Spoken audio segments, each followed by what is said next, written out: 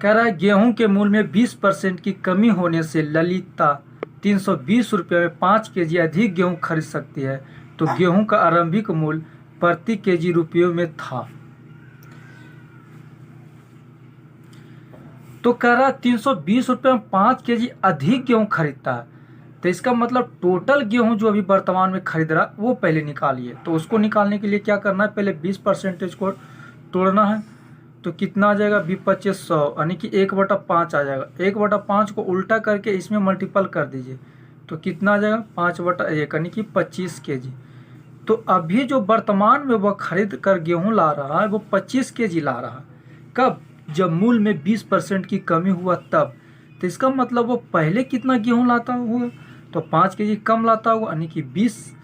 तो कहने का मतलब हुआ कि 320 रुपया में 25 केजी लाता है, यानी कि 20 केजी की गेहूं का कीमत 320 रुपया है। तो 1 केजी गेहूं का कीमत कितना हो जाएगा, 320/20 यानी कि 16 रुपया। यानी कि पहले जो मूल्य था, आरंभिक मूल्य कर लीजिए या पहले का मूल्य कर लीजिए, वो कितना था, 1 केजी का कीमत 16 रुपया। अगर अभी पूछता वर्तमान में तो कितना आ जाता, 320/25। तो पहले क्या हमें पूछा है कि आरंभिक मूल्य प्रति केजी रुपयों में था, यानी कि पहले का मूल्य कितना था, तो कितना हो जाएगा, 16 रुपया। यानी कि हमारा आंसर क्या आ जाएगा, 1। एक तांबे के तार को जब एक वर्ग के आकार में मोड़ा जाता है तो यह 121 सेंटीमीटर स्क्वायर क्षेत्रफल वाले क्षेत्र को घेरता है।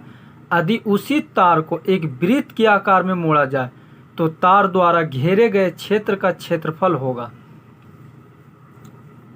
तो कहता है जब एक तांबे के तार को जब एक वर्ग के आकार में मोड़ा जाता है तो यह 121 सेंटीमीटर स्क्वायर क्षेत्रफल वाले क्षेत्र को घेरता है। तो वर्ग का क्षेत्रफल क्या होता है, भुजा स्क्वायर, और इसका मान कितना दिया हो, 121। तो भुजा का मान कितना आ जाएगा, 11।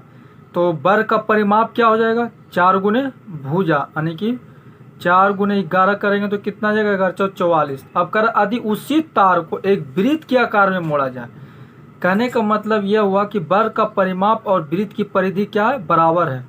तो वर्ग का परिमाप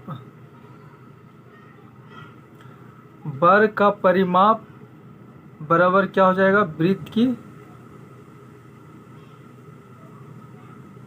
परिधि। तो वर्ग का परिमाप निकालकर कितना आ गया, 44। और वृत्त की परिधि क्या होता है, 2 पाई। पाई का मान कितना होता है, 22/7 लेना, आर बैदुनी 44, यानी कि आर का मान कितना आ गया, 7। तो कह रहा है कि द्वारा घेरे गए क्षेत्र का क्षेत्रफल क्या होगा। तो वृत्त का क्षेत्रफल निकालना। तो वृत्त का क्षेत्रफल क्या होता है, पाई आर स्क्वायर। पाई का मान 22/7, आर का मान कितना दिया हुआ है, 7 × 7 यानी कि 7 दूनी 14, 7 दूनी 14 1 15, यानी कि 154 सेंटीमीटर स्क्वायर, यानी कि ऑप्शन नंबर 1। कह रहा है मैं देश की बालू से ही कांग्रेस से भी बड़ा आंदोलन खड़ा कर दूंगा का नारा किसने दिया, लाला लाजपत राय, सरदार पटेल, बाल गंगाधर तिलक, महात्मा गांधी। तो इसका जो आंसर हो जाएगा महात्मा गांधी हो जाएगा, यानी कि 4 नंबर। करो या मरो का भी नारा महात्मा गांधी, हे राम का भी नारा महात्मा गांधी, भारत छोड़ो आंदोलन का भी नारा महात्मा गांधी। लाला लाजपत राय, मेरे सिर पर पड़ी एक एक लाठी ब्रिटिश साम्राज्य के कफन में किल सिद्ध होगा, यह नारा लाला लाजपत राय ने दिया था। और कर मत दो, सरदार वल्लभ भाई पटेल। और स्वराज मेरा जन्मसिद्ध अधिकार है, बाल गंगाधर तिलक। अगला कह रहा है कि जाफना प्रायद्वीप और श्रीलंका की मुख्य भूमि को जोड़ने वाला पास का नाम क्या, दक्कन पास, एलिफेंट पास, 10 डिग्री चैनल या फिर पाक जल संधि। तो इसका जो आंसर हो जाएगा 2 हो जाएगा, यानी कि एलिफेंट पास। दक्कन पास जो है वो दक्षिणी अंडमान एवं लिटिल अंडमान को जोड़ता है, और 10 डिग्री जो है वो अंडमान द्वीप समूह एवं निकोबार द्वीप समूह। अंडमान निकोबार द्वीप समूह का जो दक्षिणी द्वीप है वो लिटिल अंडमान है, और निकोबार द्वीप समूह का जो है उत्तरी द्वीप है वो कार निकोबार है। और पाक जल संधि जो है वो पाक की खाड़ी और मन्नार की खाड़ी को अलग करता है, यानी भारत और श्रीलंका को। अगला करा है, किसी भी राजनीतिक दल को राष्ट्रीय दल बनाने के लिए कितने राज्यों में मान्यता प्राप्त जरूरी है? 4 राज्य, 6 राज्य, 9 राज्य या 12 राज्य? तो इसका जो आंसर हो जाएगा एक हो जाएगा, यानी कि 4 राज्य। अगला करा है, निम्नलिखित में कौन सुमेलित है? अद्वैतवाद रामानुजा, विशिष्ट द्वैतवाद शंकराचार्य, द्वैतवाद माधवाचार्य, द्वैतवाद बल्लवाचार्य। तो अद्वैतवाद जो है वो शंकराचार्य है, यानी कि 1 नंबर है जो वो गलत है।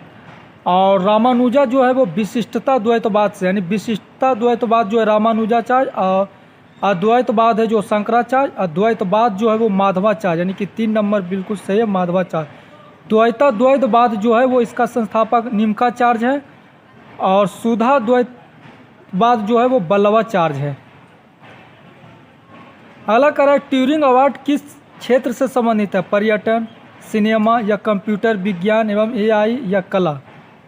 तो इसका जो आंसर हो जाएगा 3 नंबर हो जाएगा, यानी कि कंप्यूटर विज्ञान और एआई। एआई का जो फुल फॉर्म होता है आर्टिफिशियल इंटेलिजेंट। कह रहा है, यदि √2 का मान इतना दिया है तो इतना का दशमलव के शुद्ध 2 अंकों तक मान होगा। 7/3 √2 का मान निकालना दशमलव के शुद्ध 2 अंकों तक। तो इसको पहले क्या कीजिए, हर पर मेकरण कर दीजिए। तो 3 माइनस √2/3 माइनस √2, तो ऊपर क्या आ जाएगा 7 × 3 माइनस √2, और नीचे क्या आ जाएगा 3 तिया 9, और 9 में से 2 गया 7, 7 से 7 कट जाएगा, यानी कि 3 माइनस 2 रूट आ जाएगा। तो √2 का मान कितना दिया हुआ 1.41, 2 अंकों तक हमको निकालना है। तो पहले 3.2 अंक तक, 1 और 2 अंक, उसके बाद कितना घटाना 1.41। तो 10 में से 1 गया 9, और 9 में से 4 गया 5, और 2 में से 1 गया 1, यानी कि 1.59। तो हमारा आंसर क्या आ जाएगा 1.59। कह रहा है, नीचे दिए गए विकल्प में से संबंधित अक्षरों या शब्दों या संख्या को चुनिए। 6 का संबंध 21 से है, तो 3 का संबंध किससे होगा? तो देखिए 21 और 6 में कितना का डिफरेंट है? 15 का। तो यहाँ भी 15 का डिफरेंट कीजिए, तो 18 में अगर 3 घटाएंगे तो डिफरेंट 15 का आ जाएगा। तो हमारा ऑप्शन क्या आ जाएगा 18, यानी कि 2 नंबर। अगला कह रहा है कि ईंट का संबंध राजमिस्त्री से है, तो रंग का संबंध किससे होगा? तो जिस तरह ईंट का उपयोग राजमिस्त्री करता है उसी तरह से रंग का उपयोग पेंटर करता है, यानी कि हमारा आंसर हो जाएगा 3 नंबर, पेंटर। फिर अगला कह रहा है कि बेंची का संबंध मेढक से है, तो सवाक का संबंध किससे है? तो जिस तरह बेंची मेढक के बच्चे को कहा जाता है उसी तरह सवाक सिंह के बच्चे को कहा जाता है, यानी कि हमारा आंसर क्या हो जाएगा 2 नंबर। अगला कह रहा है कि चेयर को RIAC लिखा जाता है, तो टेबल को क्या लिखा जाएगा? तो क्या किया है कि चेयर को उल्टा करके लिख दिया गया, जैसे यहाँ से स्टार्ट किया R लिख दिया, फिर I, फिर A, फिर H, फिर C। तो उसी तरह से यहाँ से भी इसको स्टार्ट करेंगे, पहले E, फिर L, तो EL, फिर B, फिर A और फिर T, यानी कि हमारा क्या जाएगा 3 नंबर। फिर आगे कह रहा LKJ का संबंध MNO से है, तो DCB का संबंध किससे होगा? तो L का मान कितना होता है 11, और K का L का होता है 12, K का होता है 10, K का 11 और J का 10, और M का होता है 13, और N का होता है 14, और O का होता है 15, यानी कि 11 से इसमें कितना बढ़ रहा है 10 से 2 बढ़ रहा है इसमें।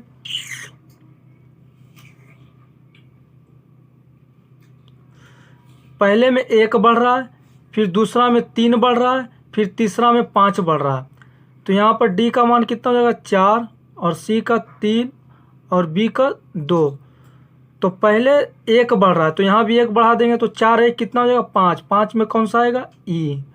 फिर K का कितना वैल्यू है 11, और 11 से हो गया है 14, यानी कि कितना बढ़ गया 3। तो यहाँ भी 3 बढ़ा देंगे तो 3 3 कितना हो जाएगा 6। 6 में कौन सा आ जाएगा अंक F। अब यहाँ पर है 10 और 10 से हो गया 15 यानी 5 बढ़ा है, तो यहाँ भी 5 बढ़ा देंगे तो 2 में 5 जोड़ेंगे तो कितना आएगा 7 और 7 में कौन सा आ जाएगा G। यानी कि हमारा आंसर क्या आ जाएगा EFG। EFG यानी कि 4 नंबर। कह रहा यदि बीते कल से पहला दिन बुधवार था तो रविवार कब होगा।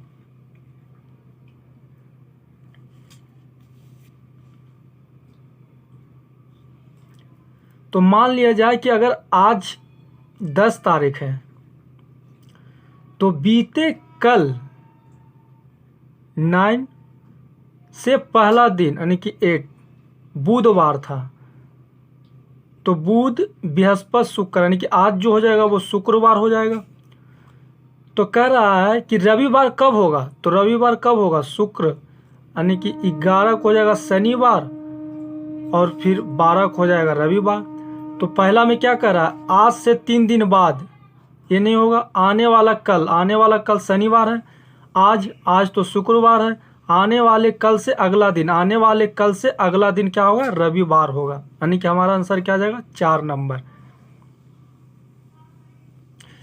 करा रामा उत्तर की ओर मुंह करके खड़ा है, ऊपर उत्तर होता है नीचे दक्षिण, इधर पूरब इधर पश्चिम। कहता रामा उत्तर की ओर मुंह करके खड़ा है, उत्तर की ओर मुंह करके खड़ा है और वह 10 किलोमीटर चलता है, बाएं मुड़ जाता है, 15 किलोमीटर चलता है, सीधे जाता और अंत में बाएं मुड़कर 10 किलोमीटर चलता है, फिर बाएं मुड़कर कितना चलता है 10 किलोमीटर। यानी कि इसका भी डिस्टेंस 10 है, इसका भी डिस्टेंस 10 है और इसका डिस्टेंस 15 है, तो इसका भी डिस्टेंस क्या होगा 15 हो जाएगा। तो कहता वह प्रारंभिक स्थान से यानी कि इस स्थान से कितनी दूरी पर है, तो कितना दूरी पर है 15 किलोमीटर की दूरी पर है। यानी कि हमारा आंसर क्या आ जाएगा 4 नंबर। अगला कह रहा है कि नीचे दिए गए विकल्प में से विषम शब्द अक्षर या संख्या ज्ञात कीजिए। कह रहा मार्च, अप्रैल, अगस्त, दिसंबर। तो इसमें विषम क्या हो जाएगा अप्रैल हो जाएगा, क्योंकि अप्रैल जो होता है 30 का महीना लगता है और मार्च, अगस्त और दिसंबर है जो 31 का महीना लगता है। फिर 9 नंबर में करा विषम छाटना लोहा, प्लास्टिक, पित्तल और तांबा। तो इसमें भिन्न कौन सा हो जाएगा प्लास्टिक, क्योंकि लोहा, पित्तल, तांबा क्या धातु है।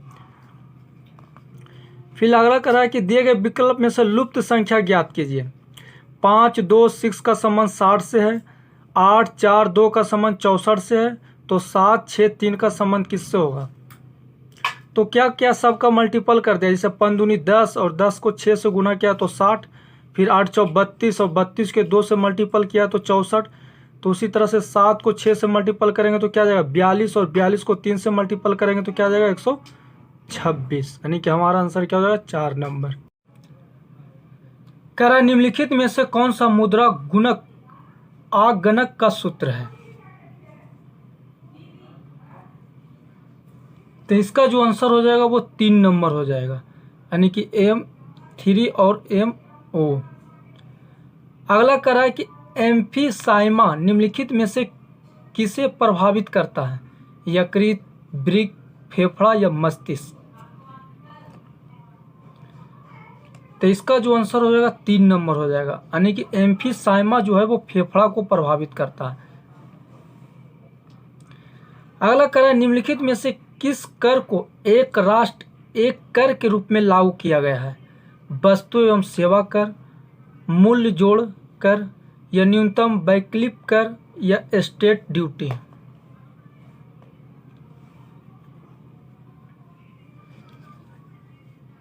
तो इसका जो आंसर हो जाएगा 1 नंबर हो जाएगा, यानी कि वस्तु एवं सेवा कर को एक राष्ट्र एक कर के रूप में लागू किया गया है 1 जुलाई 2022 से।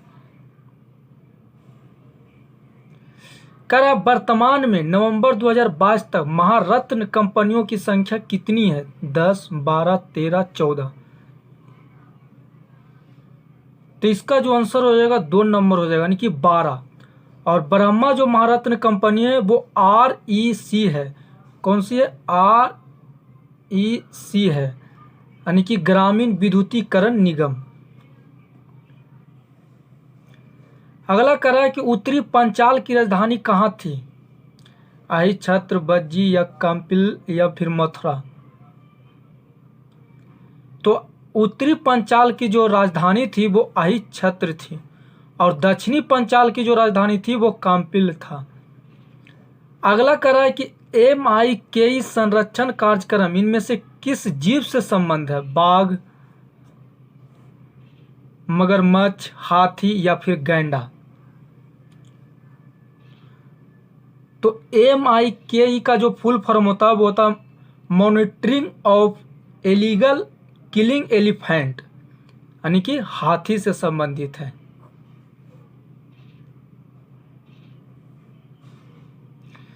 कह रहा है मंदिरों की पुण्य भूमि भारत के किस राज्य को कहा जाता है? केरल, गुजरात, तमिलनाडु या फिर कर्नाटक। तो इसका जो आंसर हो जाएगा वो 3 नंबर हो जाएगा, यानी कि तमिलनाडु को मंदिरों की पुण्य भूमि कहा जाता है। कह रहा है कि क्ले कोर्ट तथा हार्ड कोर्ट का संबंध किस खेल से संबंधित है? लॉन टेनिस, गोल्फ, हॉकी या फिर टेबल टेनिस।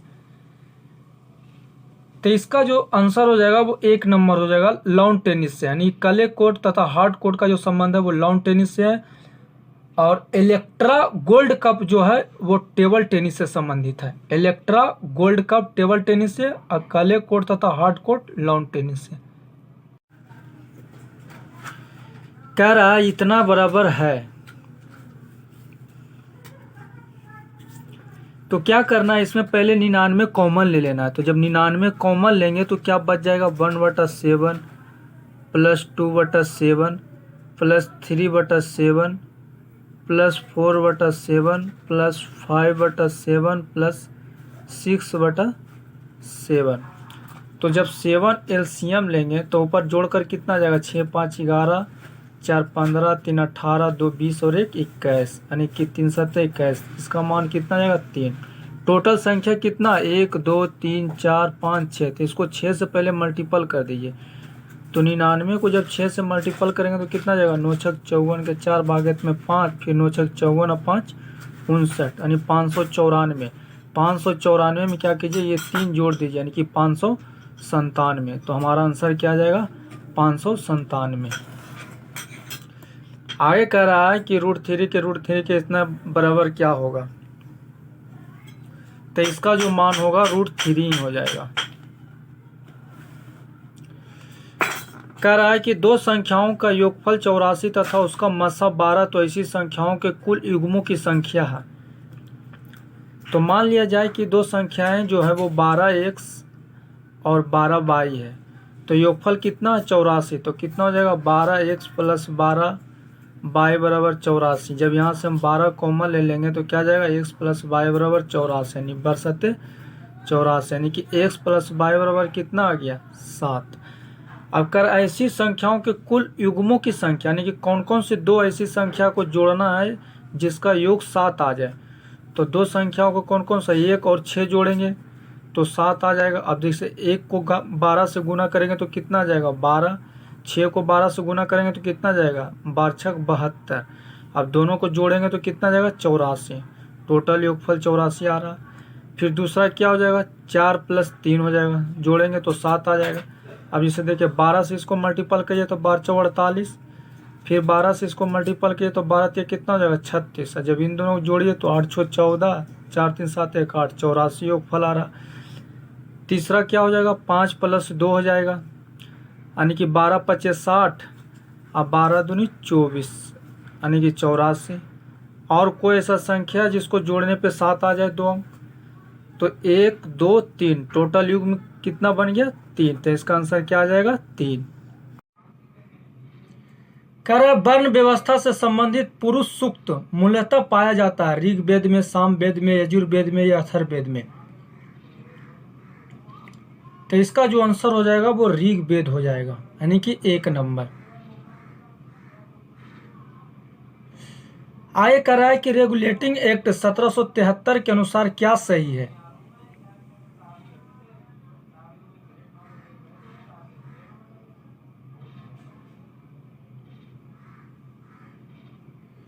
तो इसका जो हो जाएगा 1 नंबर हो जाएगा, यानी कि बॉम्बे और मद्रास के गवर्नर बंगाल के गवर्नर के अधीन कार्य करेंगे।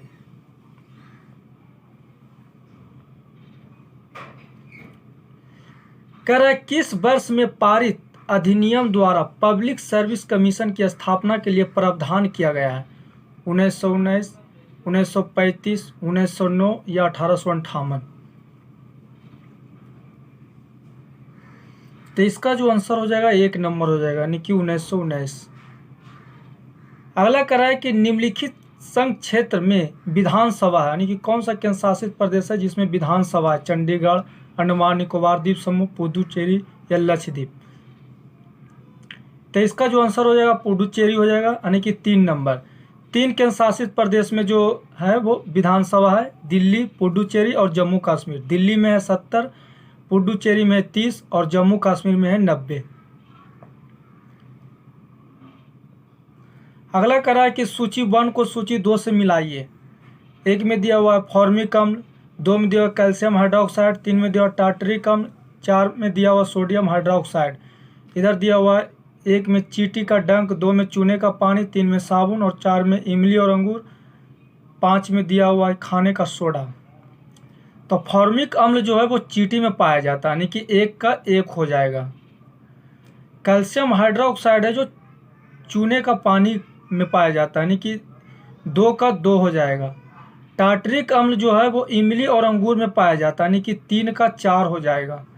और सोडियम हाइड्रोक्साइड है जो साबुन में पाया जाता है, यानी कि 4 का 3 हो जाएगा। तो 1 का 1, 2 का 2 और 3 का 4 और 4 का 3, यानी कि 1 नंबर हमारा आंसर आ गया। किसी वर्ग के एक विकर्ण की लंबाई 15√2 सेंटीमीटर है तो इसका क्षेत्रफल क्या होगा? तो हमें निकालना वर्ग का क्षेत्रफल। तो वर्ग का क्षेत्रफल क्या होता है? भुजा स्क्वायर होता है, यानी कि हमें पहले भुजा निकालना है। तो वर्ग के विकर्ण की लंबाई दिया हुआ है, तो वर्ग का विकर्ण की लंबाई बराबर क्या होता है? वर्ग के विकर्ण की लंबाई बराबर होता है √2 गुने भुजा। और वर्ग के विकर्ण की लंबाई कितना दिया हुआ है? 15√2। √2 से √2 कट जाएगा, यानी कि भुजा कितना आ जाएगा? 15। अब भुजा का मान जब 15 आ गया तो वर्ग का क्षेत्रफल क्या आ जाएगा? भुजा स्क्वायर, यानी कि 15 का स्क्वायर कितना हो जाएगा? 225 सेंटीमीटर स्क्वायर। कह रहा है दो संख्याओं का योगफल 8 है तथा उनका गुणनफल 15 है तो उनके व्युत्क्रमों का योगफल क्या होगा? तो दो संख्याओं का योगफल है जो 8 है। मान लीजिए संख्या x और y है, तो योगफल क्या हो जाएगा? x + y का मान 8 है और उनका गुणनफल है जो 15, यानी कि x × y, इसका मान कितना? 15। तो कहता है उनके व्युत्क्रमों का योगफल। तो एक संख्या x है तो इसका व्युत्क्रम क्या हो जाएगा? 1/x। संख्या y है तो इसका व्युत्क्रम क्या हो जाएगा? 1/y। तो उनके व्युत्क्रमों का क्या निकालना है? योगफल। तो एलसीएम ले लेंगे तो क्या आ जाएगा? xy, ऊपर मान क्या आ जाएगा? x + y। तो x + y का मान कितना दिया हुआ है? 8 और x × y का मान कितना दिया हुआ है? 15, यानी कि 8/15। हमारा आंसर क्या आ जाएगा? 1 नंबर। कह रहा है यदि x - y = 2 तथा x² + y² = 20 हो तो x + y² का मान क्या होगा? तो x + y का होल स्क्वायर निकालना है, तो इसका क्या आ जाएगा? a² + b² + 2ab। तो x² + y² का मान तो 20 दिया हुआ है, +2 × xy का मान निकालना हमें। तो xy का मान कहाँ से निकालेंगे? यहाँ से। तो इसका स्क्वायर दोनों तरफ कर देंगे, तो x - y का स्क्वायर कर देंगे इधर और इधर 2 का स्क्वायर कर देंगे। तो इसका क्या आ जाएगा? a² + b² - 2ab और इधर हो जाएगा 2 का स्क्वायर 4 और a² x² + y² का मान 20 है, -2xy = 4 और 4 को इधर ले आएंगे तो क्या आ जाएगा? 16 और इधर चला जाएगा तो माइनस में, तो क्या आ जाएगा? प्लस में। 8 दूनी 16, यानी कि xy का मान कितना आ गया? 8। तो 8 यहाँ पे रख देंगे तो 8 दूनी 16, यानी कि 20 + 16 बराबर कितना आ जाएगा? 36, यानी कि हमारा आंसर क्या आ गया? 36। कह रहा है विश्व बौद्धिक संपदा दिवस 2023 कब मनाया गया? 24 अप्रैल, 25 अप्रैल, 26 अप्रैल या फिर 27 अप्रैल? तो इसका जो आंसर हो जाएगा वो 26 अप्रैल हो जाएगा। राष्ट्रीय पंचायती राज दिवस जो मनाया गया है वो 24 अप्रैल को मनाया गया है। और विश्व मलेरिया दिवस है जो वो 25 अप्रैल को मनाया जाता है। अगला कह रहा है कि हाल ही में विफल हुए हाकुतो आर मिशन 1 का संबंध किससे है? New Space India, SpaceX, ispace inc या ब्लू ओरिजिन? तो इसका जो आंसर हो जाएगा आई स्पेस इंक से। अगला कह रहा है कि हाल ही में 64 साल बाद किसे व्यक्तिगत रूप से रेमन मैग्सेस पुरस्कार मिला है? Dalai Lama, Pope Francis, Kim Jong Un, Baba Ramdev? तो इसका जो आंसर हो जाएगा वो दलाई लामा हो जाएगा।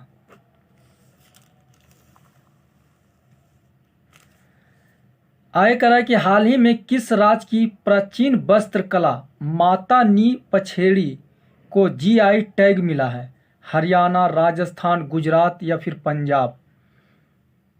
तो इसका जो आंसर हो जाएगा वो गुजरात हो जाएगा, यानी कि अहमदाबाद में है जो गुजरात में पड़ता है। अगला कह रहा है कि हेरिटेज फेस्टिवल 2023 कहाँ आयोजित किया जा रहा है? गोवा, केरल, उड़ीसा या आंध्र प्रदेश? तो इसका जो आंसर हो जाएगा वो गोवा हो जाएगा। मक्कर बिलक्कू फेस्टिवल है जो वो केरल में मनाया जाता है। और धानु जात्रा और नुआखाई है जो उड़ीसा में मनाया जाता है। अगला कह रहा है कि 68वें हुंडई फिल्म फेयर अवार्ड 2023 का सर्वश्रेष्ठ फिल्म पुरस्कार किसे प्रदान किया गया है? बधाई दो या गंगूबाई काठियावाड़ी या जुग जुग जियो या ब्रह्मास्त्र? तो इसका जो आंसर हो जाएगा 2 हो जाएगा, यानी कि गंगूबाई काठियावाड़ी। सर्वश्रेष्ठ निर्देशक जो है वो संजय लीला भंसाली है। और बेस्ट एक्टर जो है वो राजकुमार राव है जो बधाई दो के लिए मिला है। और बेस्ट फिल्म क्रिटिक्स जो है वो बधाई दो है। और बेस्ट एक्ट्रेस जो है वो आलिया भट्ट है जो गंगूबाई काठियावाड़ी के लिए मिला है। अगला करा है कि बेंजामिन नेतन्याहू ने 6ठी बार किस देश के प्रधानमंत्री के रूप में शपथ ली है? ओमान, इजराइल, जॉर्डन या फिर यमन? तो इसका जो आंसर हो जाएगा वो इजराइल हो जाएगा। इनका कार्यकाल जो है 1992 से 2022 तक के है।